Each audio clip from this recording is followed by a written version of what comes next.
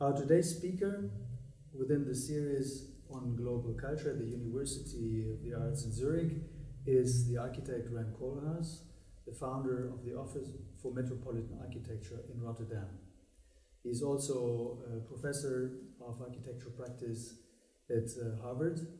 and currently, and for us most importantly, he is the curator of the Architectural Biennale in Venice 2014. And we are happy to have him here tonight and to learn about his concept for the Biennale.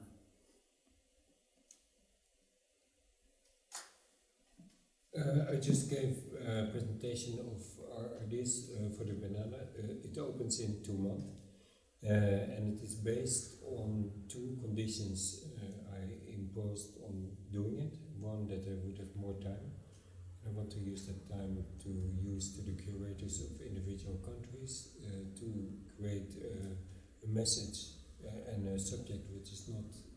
like a cacophony, but on the contrary, which is called Absorbing Modernity, and which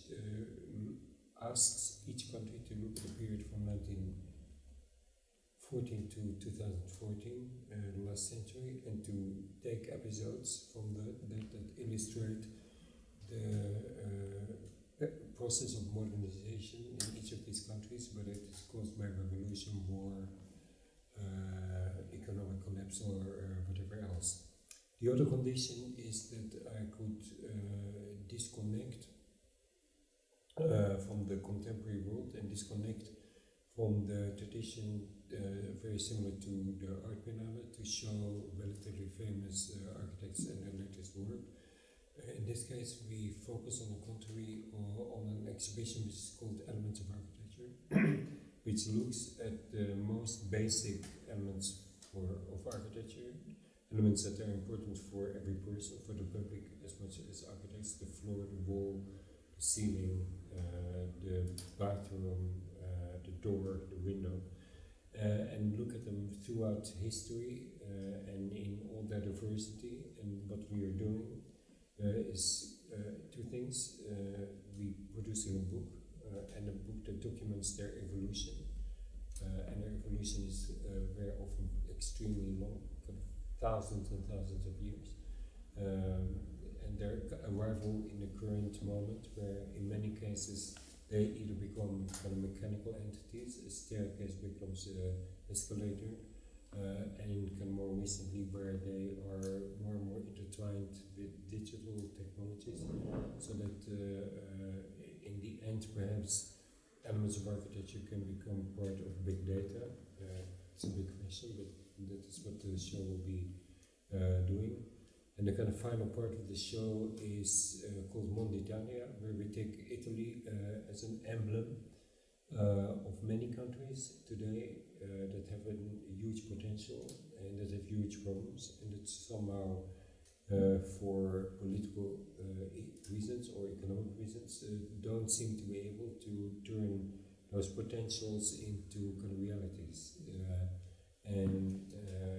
So it's at the same time a focus on Italy, but also studying a larger issue, which is a degree of paralysis perhaps in our kind of political system today. What is interesting about the last show is that we're not doing it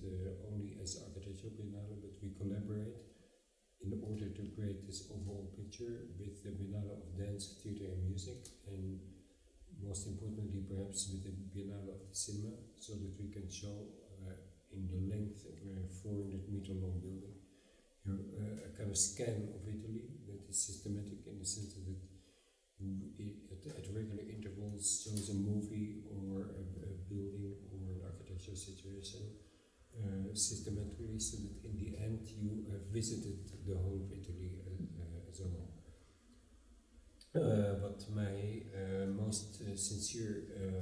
expectation and hope is that that we are creating 3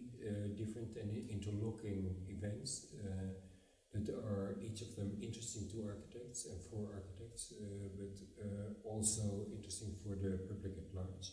And so that for once this is not kind of professional a narrow focus, but kind of really wide and diverse focus where anyone could visit and anyone could understand and anyone could be charged.